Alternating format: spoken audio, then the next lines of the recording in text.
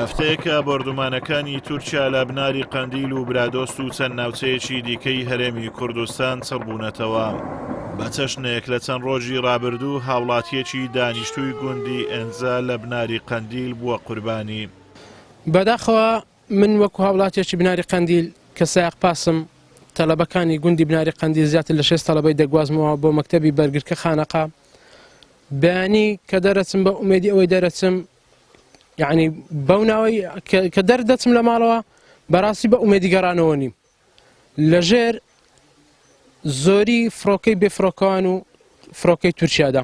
بە تایبەتی ئێستا کاتی لێکردنەوەی بەرەبوومە کشت و کاڵیەکانە خاڵەکان بووی بناری قەندیل بەجێ هێشت و ئاوارە بوو. ئێستا بڕۆ گوندی بۆ کوردستان بۆ نمونە دەماڵ لێ نەمەیە، بڕۆ گوندی زارگەڵی دوو ماڵی لێمەیە، لە 35 ماڵ دوو ماڵی لێمەیە، هەمویان ڕۆیشتن ئاوارە بوون ناچارن.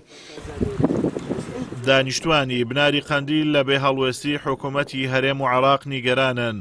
بەو پێی ڕێگەچارەیەکیان بۆ چارەسەرکردنی ئەو نائارامیە نەدۆزیوەتەوە تا چیتر هاوڵاتیان نەبنە سوتەمەنی شەڕی نێوان تورکیا و چەکدارانی پەکەکە. ژان و گوزەرانیان تابڵی خراپەیانی زۆربەی گوندنشینان ئێستا ماڵ و حاڵی خۆیان بەجێ دێڵن، ڕست و باغەکانیان بەجێ دێڵن، ڕوو لە شارەکان دەکەن بەهۆی خەمساردی حکوومەتی هەرێم و حکوومەتی ناون کە تا ئێستانی هیچ هەڵوێستێکی فەرمیان نەبوو بۆ چارەسەرکردنی ئەو چێشەیە. داوا لە حکوومەتی هەرێمی کوردستانەکەم کە زەختەکی زیاتر بخاتە سەر حکوومەتی عێراق کە نێڵی یاخود ڕێگری بکە لەو بردومانانە وە ڕێگانەدا هیچکە ئەو خەڵکە سبیلە شەهید ببی بریندار ببیت. داوا لە حکوومەتی عێراقەکەم کە هیچکە ڕێگانەدا هاوڵاتیانی هەرێمی کوردستان یاخود هاوڵاتیانی عێراق، ئێمە هاوڵاتی عێراقینە بەڵام لە هەرێمی کوردستان شتەجەین بەڕاستی هیچکە ڕێگانەدا ئەو خەڵکانە یاخود ئەو هاوڵاتیانە زەرمەند بن. تا ئێستا لە سنووری ئیدارەی سۆران 131 کەس بەهۆی بردومانەکانەوە بوونەتە قوربانی و بەدەیانی دیکەش زیانی گیانی و ماڵیان بەرکەوتووە.